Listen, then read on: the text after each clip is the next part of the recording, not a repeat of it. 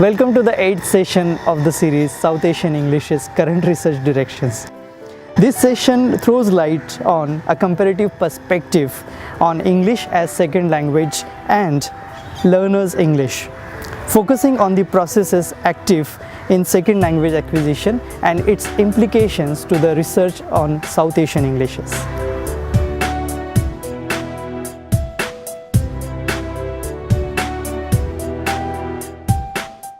Many of you are probably work in the field of English language education. I also wanted to include a session on the comparison of how do second language varieties, L2 Englishes, compare with learner Englishes. So this has been a field which has attracted a lot of attention recently, not least due to the availability of corpora of learner Englishes. So again, we come back to the quantitative approach. But let's just go back. First, I would also like to have some guiding questions for discussion this time. So the question is, we're going to discuss different processes which are supposed to be active in second language acquisition, cognitive processes, learner strategies. Now, which of these processes, which we're going to discuss with examples, do you recognize from your experience with learner Englishes, from your experience as teachers of English, if you have any, but I trust most of you will have. And is this list that we will look at, which has been identified in the relevant literature, is this exhaustive, or would you find additional processes which have not found a reflex yet in the literature? Because this is also something that we as scholars are responsible for. We are responsible for understanding and reviewing concepts in the literature, but we should never take it for granted. Perhaps we had the example yesterday, we had the example on the questionnaire with a question, a pragmatic question with a specific context. Perhaps something is too context bound, perhaps derived from specific experiences, from Western experiences, and perhaps there's some aspect missing which we could contribute. So these questions will come up again on the last slide. So when we look, we had this differentiation between English as a native language, English as a second language, and English as a foreign language. In the very beginning, we looked at Cattrow's 3 circles model of English, and this is just by way of repetition. So English as a native language, the inner circle, English as a second language, the outer circle, English as a foreign language, the expanding circle. And the interesting thing is, we reviewed this debate between Cattrow and Quirk. Remember, Quirk was in the late 80s, beginning of the 90s, very much of the opinion that only native varieties can be standardized. The English as a second language, just for him, is non-native, and there's no, according to his opinions, there's no basis for developing or expanding them to become standardized. So you could say for Quirk, there was a principal distinction between English and the native language and the whole rest. We talked about that. And then Cattrow came back and said, well, Cattrow is responsible for coining the term institutionalized non-native varieties, which are norm developing. So he said, there's not a distinction between ENL and the rest. We said there's a distinction between ENL plus ESL and then English as a foreign language. So this was a move to put varieties like Indian English, which have an institutional status, on the map and grant them also the possibility of developing their own norms. And just by way of repetition, I want to stress again these terms that we have introduced in the beginning, again something we derive from Kachru, the decline of bilingualism. So I think we would all agree that Indian English is an institutionalized second language variety. We have talked about developing standards, we have talked about educated Indian English, but we all know from our experience that we find all speakers, all different speakers of different proficiencies of English in the country. So the decline means there's a kind of scale which goes from standard educated Indian English, the acrolect, the highest level, via a middle level, also to English as a very difficultly acquired foreign language. And I think you met people, speakers of all, perhaps not possibly all within the same hour, but within the same day. Definitely, for many Indians, English is one of their native languages, but for a large proportion of Indians, it is definitely a foreign language. So you could say it was, in a way, a political struggle initiated by Kachru to put Indian English on the map as on a par with native varieties of English. Now you may want to ask yourself, now why is there now more research being done on comparing English as a second language variety with learner Englishes? Now that we've just established that Indian English should not be seen as a learner English. The point is, if we look and try, this looks very complicated to you and you might not be able to see it, but you will get the slides. The point is, if you want to and that was your question, how do we explain some of the differences, the different patterns we find in post-colonial Englishes in general? This is taken from Edgar Schneider's book, Post-Colonial Englishes. He says, sources and processes leading to post-colonial Englishes. First of all, one reason may be continuity. That means, and we found examples for that, that some features which are derived from English of an earlier time, when English was transplanted to India, have been retained and since then lost in British or American English.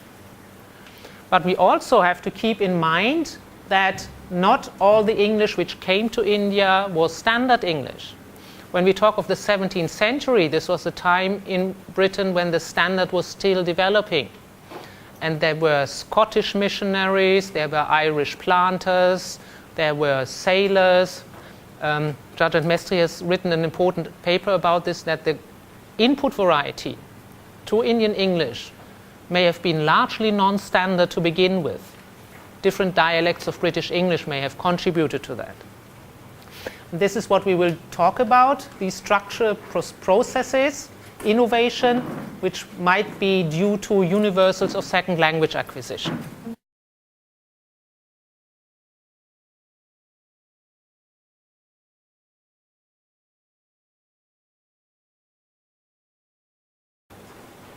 So we'll look at this in more detail now. So the innovation may come, for example, from processes of universal second language acquisition. Then we're not looking at right now, then we're looking at something which must have been happening at an earlier time when Indian English took roots here.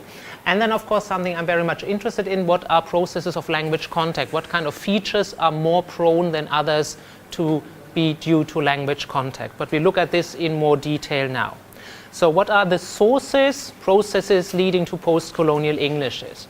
If you find something in Indian English, Sri Lankan English, which you do not find in British English, or if you find it in Indian English to a larger extent than in British English, the first thing is where to look for is historical retention. As I already said, is it an earlier feature? For example, in my study on call as, name as, declare as, I went back to the Oxford English Dictionary and checked whether these words ever occurred with as in British English. But they specifically term as. It might have been the case that term as came into Indian English sometime when it was the same form as in British English, or it may have changed in Britain but not in India.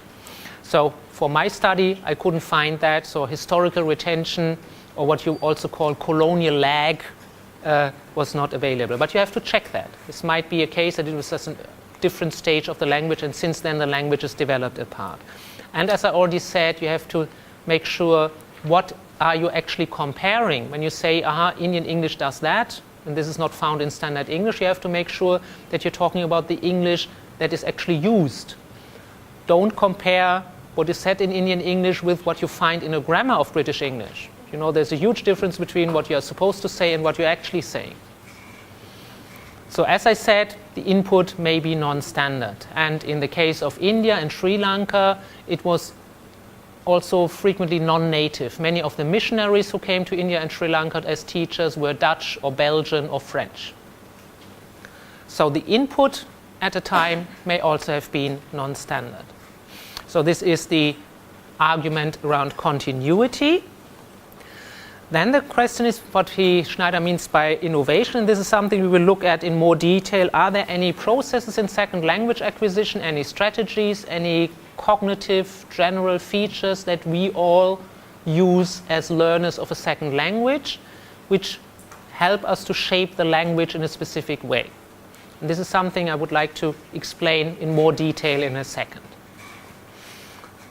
And then, of course, contact is a wide field. I'm not going to talk about that in more detail, but what linguists are typically interested in is what are the constraints on contact-induced language change.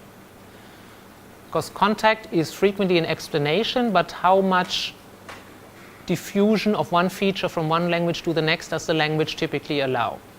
For example, I know that from many Indian languages, for example from Tamil or Kannada, there's a conscious move to de-Sanskritize the language. So you could say, if you look at contact within the Indian languages and something on the level of words, of lexical items, everybody recognizes a lexical item. In Germany, we have a discussion that we have too many English words in our language. And you don't have to be a linguist to recognize an English word. So this goes this is out in the open. That's an easy discussion. But structural features in terms of grammar, they seep into the language much more unconsciously. The question is how much contact is possible, or what kind of features tend to be more accessible to contact in use change than others. So this is a very theoretical question, but also one which I find very interesting. But as I said, I would like to focus on second language acquisition and the processes that are supposed to play a role both in second language varieties of English and learner Englishes. So, universals of second language acquisition, I'm quoting a lot from a paper by Edgar Schneider, which was like an overview of the field. He says, for example, simplification. He said it is very, very typical in a situation of second language acquisition that the language is simplified. You might omit specific morphological markers. For example, the third person singular s. Or you might omit complete specific constituents, and you just get rid of them. So in a way, you simplify the language by stripping it of specific morphological features. And these categories I'm going to tell you, they partly overlap. So you will probably say, isn't that the same as we've already said? I'll try to give example to make that clearer, but you're more than welcome to discuss them later and add your own. And perhaps also, as I said, one of the guiding questions is what is your own experience with that? Then generalization, that means loss of rule exceptions. There might be an exception to a specific rule, and this rule is lost. For example, you have irregular verbs. This is a process which is generally happening in language. Old English had many more irregular verbs than Middle English and early modern English. So you could say the process of generalization, losing out on the exceptional forms, is there in the English language anyway. If you go to early modern English, you still had a form help, holp, holpen. So help used to be irregular up to early modern English, and then it became a joined the regular paradigm, so a loss of an exceptional rule. And it is claimed that in second language acquisition, this generalization occurs to an even larger extent. Then what is supposed to be occurring in second language acquisition is also what Schneider termed redundancy. This is double marking of information. You know that redundant basically means superfluous information, but one explanation or one example would be my research on intrusive as. That you say not only call somebody, you call somebody as. That means you make the information more explicit by having an additional particle. Another point would be regularization, which in a way goes together with generalization. So this is the difference between these two is not really clear cut. Or you could say an overarching principle that has been formulated as such by a researcher already in the late 80s would be avoid exceptions. You can make your life easier if you make your grammar more regular. And I think in terms of second language acquisition that makes sense. You can probably communicate very well without being correct on irregular verbs. People will understand you, they will see that this is a mistake, but communication is not impaired. So if your strategy is to get understood, then exceptions make your life harder, but they don't really impair communication if you just do not use them. And finally, analogy. This would mean that you transfer one rule that you've already learned, that you have mastered from, or some rule or principle, procedure from one domain to another. To come back to my intrusive as example, you can explain the occurrence of as either with saying it's double marking of information. You could also say this may be a case of analogy because you have known as, considered as, and so on and so on. So you just take that rule from that area and apply it to that other verb as well.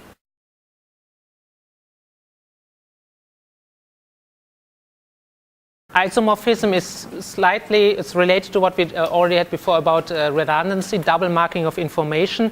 So there is supposed to be a tendency towards more explicit marking of categories, so that the match between form and meaning becomes more pronounced.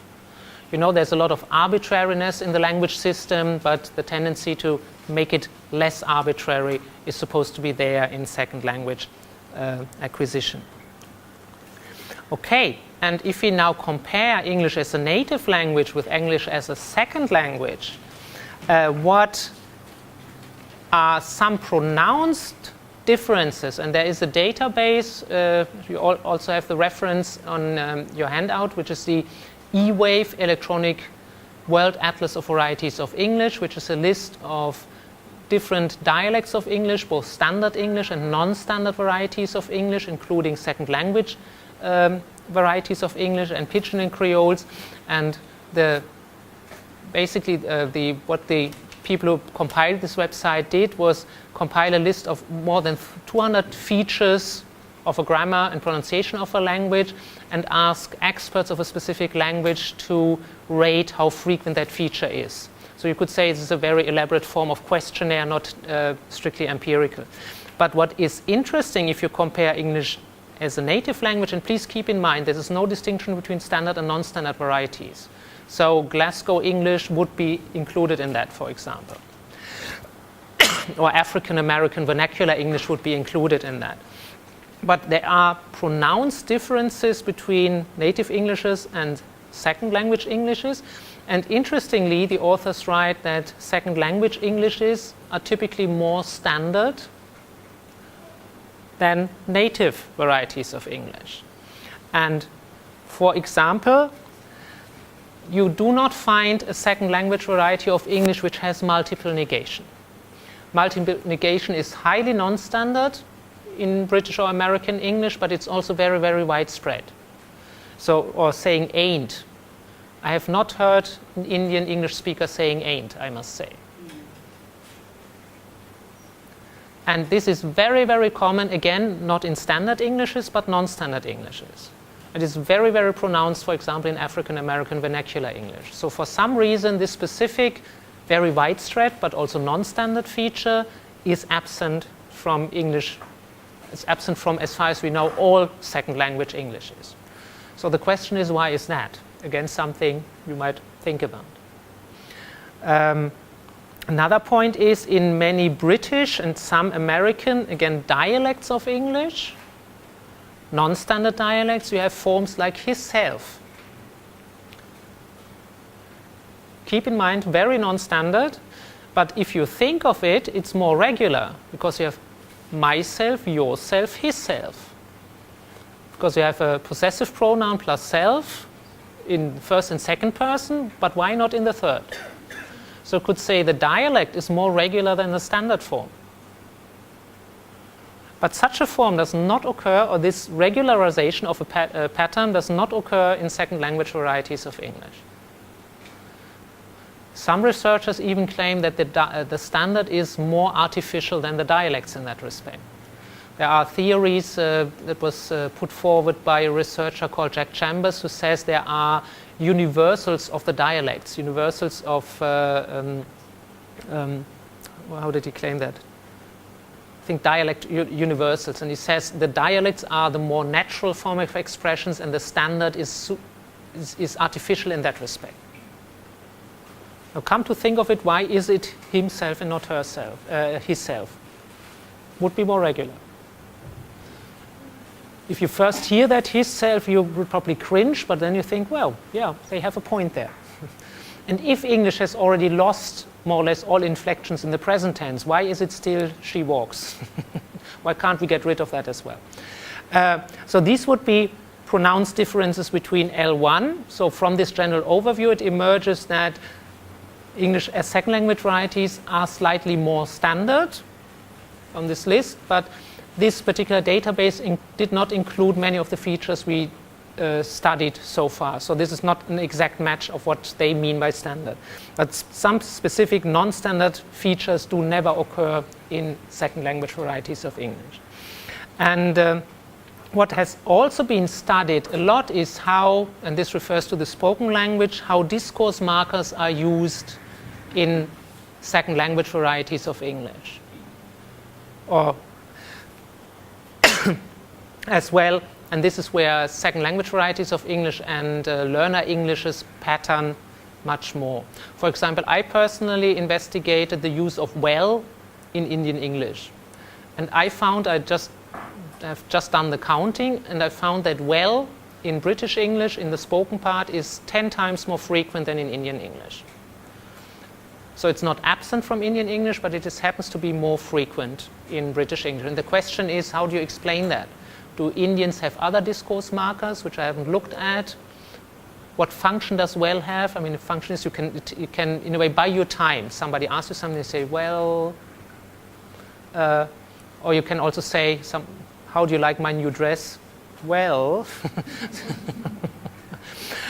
So it typically occurs in the beginning of a sentence. What kind of expressions do other speakers of second language varieties use? And if you teach English as a foreign language, then these forms have to be taught as well. They do not have really a referential meaning, but they, in a way, they smooth out the discourse. So I would like to come back. This was a very short overview. I think these main processes, generalization, simplification, analogy, I think they are immediately apparent to you from your experience. And I would like to open up the discussion, coming back to the successful discussion we just had before the break, and ask you, now, which of these processes would you recognize? And you probably have experience as teachers, perhaps very basic learners of English, when you correct people's speakers' papers or writers' papers and speakers. Are there any, and then we would really call them mistakes. Are there any mistakes that would fit into one of these categories? So that would be the immediate question.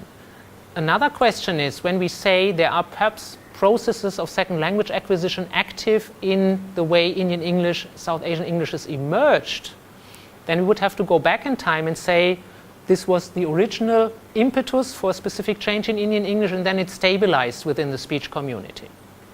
This is, of course, very hard to prove because we don't have this historical dimension here. But My question then would be, from your experience, does it sound plausible to you that these processes work in second language acquisition? And do you see any gap in what we've been discussing? Is there anything else you would like to bring forward where you say this happens so regularly that might be another principle? So is this quite clear what you are supposed to do? Are there any more questions on what we've been saying before we break up and have a discussion session? Yes, please, Aloyd. Now, we spoke about how second language varieties are different from non-standard native varieties. Yeah. But sometimes we also see similarities. For example, many Indian users of English will pronounce Y-E-A-H as ya instead of ye. Yeah. Which is how it is generally produced. But in some places in the US, for example, in the state of Minnesota, they don't pronounce it as ye. They pronounce it as ya. So is there any way we can look at a convergence as why this non-native variety, which is not very accessible to Indians in general, actually has become a part of it? Yeah. This is in a way a very important and interesting question. If you claim, if you want to claim language contact as the reason for this feature, then you would have to prove that people were actually in contact. And you probably can't do that. I'm not saying language contact. I'm saying Yeah. can there be a Yeah. common point of convergence Yeah. where both of these places get this, Yeah. this way of pronouncing it, or maybe certain other features for that matter? Yeah. This is one that immediately came to mind. And one reason or one process we haven't really stressed is that it may be just an independent development. There might be some language internal mechanisms which propel a change forward, but where the change happens independently of each other in two different communities, so without their contact to having been. There is one element of language contact in non-standard, or one feature of non-standard Englishes, which I think is traveling around the globe right now. This is the quotative like.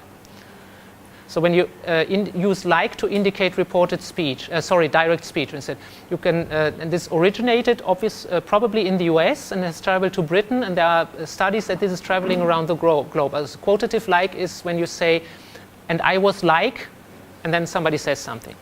And then she was like, direct speech. There's an interesting study by Alexander Darcy who reported that, and this is stereotypically, it's not quite clear whether it really originated in the US, but stereotypically it did. So this is supposed to be, this is called California Valley Girl slang. So it has certain connotation of being white, upper middle class female.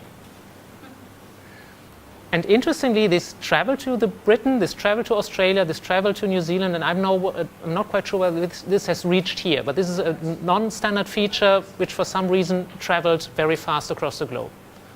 It has? Yeah? How would you, without this like, indicate direct speech? That is how many young people do it nowadays. Yeah. We say, I was like, and then she went like. Uh-huh. We use it a lot. Mm-hmm. Maybe what was because of the influence of American TV. That might be the case, yeah. Just like Sex and the City and Friends. Yeah. And the native British form would be, which is now superseded by the like, is, and he went, speech, and then I went, so with verb go. Another research project in the making, investigate like in Indian English. So I would request you to break up into groups and tap on your experience as a teacher of language, as a listener to other people's language. Would you say that these processes which we've been describing can be legitimately claimed to be active? Do you find examples? Is there something about language behavior that comes immediately to your mind where you would say, this falls into that category? Or shall we make other categories? So please go ahead.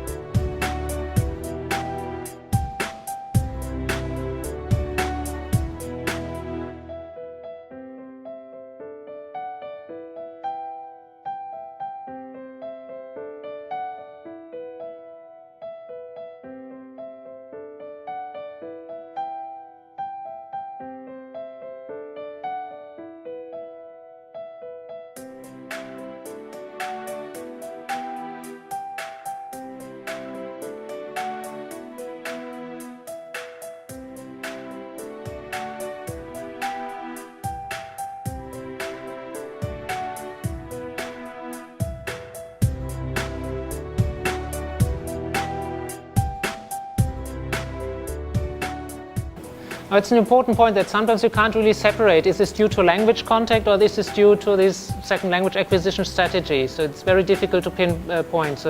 And as a researcher, your easy way out of it is to say, oh, this is multi-causal. If you don't really know what it is, you say, oh, it is multi-causal. So I can recommend that word, yeah. You had a very interesting example. Yeah. Deriving from of all of them, we also thought of some similar examples on those lines. And when she was talking, I quickly remember watching a Hindi serial. It's a very popular Hindi serial called Khichdi, and there's this character in that which always goes, what is? And it's a literal translation of kya hai. You know? Yeah, so yeah, it's like, yeah. and we wait, what is what? And we would normally say that, but that's the funny part of it. Yeah. That's what happens there. I kind of remembered there. Kindly do the needful is something which we often write in letters even today, and that's something which is, I think, a fragment of our historical retention. We have retained it. Universal cognitive processes in SLA, like nowadays, there's a lot of technology going on everywhere, and people are very tech savvy.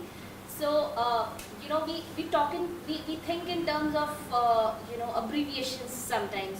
So instead of saying, oh my God, we say OMG. And, you know, my parents, if I talk to them like that, they do not understand what is OMG and why are you saying it.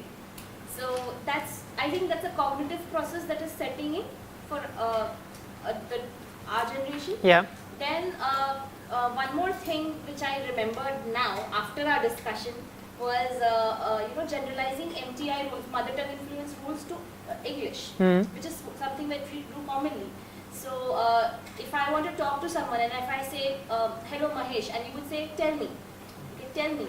So someone would probably also say. Instead of saying tell me, they would say.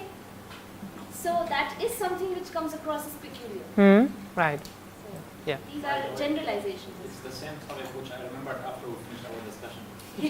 Yes, the same example, like as she said, abbreviated word. I just remember recently we were assessing the first term paper of FYBA, and they usually, though they have come from vernacular medium, but as she said, that abbreviated words have influenced so much in today's generation. So the topic was something in the example of business communication, college life. So it was just college life. OMG, oh my God. Something it was so even in the exams and also like today's generation, they try to use such type of abbreviated word. This is one of the example like that they have used, they usually use lot many such words. Yeah. Like. Now, it may be the case that the modern text messaging culture and internet culture will lead to this kind of relaxing of norms, what Christian Meyer in a different context called democratization, and then perhaps that the standard may be not displaced, but it may be more tolerant of variation, that more in a way that because the boundaries between the spoken and the written language are slightly blurred in text messaging context. You write much more relaxedly and less, it has to be fast and with less respect for standards, and you find new acronyms. And so there may be a new genre coming up which is more tolerant in a sense, which also may allow more code switching if everybody is familiar with all the languages involved, and so that may lead us to some interesting results. Sorry, you wanted to say something? Yeah, actually, one example we discussed about clause of rule exception was using the infinitive plus the zero form. Many students, for example, when it comes to the statement looking forward to seeing or to meeting you, they will go for looking forward to meet or to see you. Yeah. Because here they don't go with the rule. Yeah. Another example about the grammar mistakes actually was when we go to the tenses form. For example, with the verb go, instead of go, went, gone, they might say, this example is something which I experienced with other students, said, wented. I have wented. So it was here a different case with that one. Yeah. Actually, we discussed also using, instead of I have, I has, because students know that usually we say I was, so it should be I has. Ah, that's interesting. Yeah. So that would be analogy. Yeah. Actually, we mentioned. So students would not be aware of the difference in appropriateness for the different registers of the language. Yeah. Thank you very much. Thank you. So I think this made these concepts clear and also alive in the sense that you all have some ideas of what is. Sorry, did you want to say something? Yeah. I think for that we should conclude our today's session. I'm very, very thankful for your inputs. I hope. I was particularly pleased with the ideas that you had about your own research projects, so this in a way made my life as a teacher very worthwhile getting all these responses from you.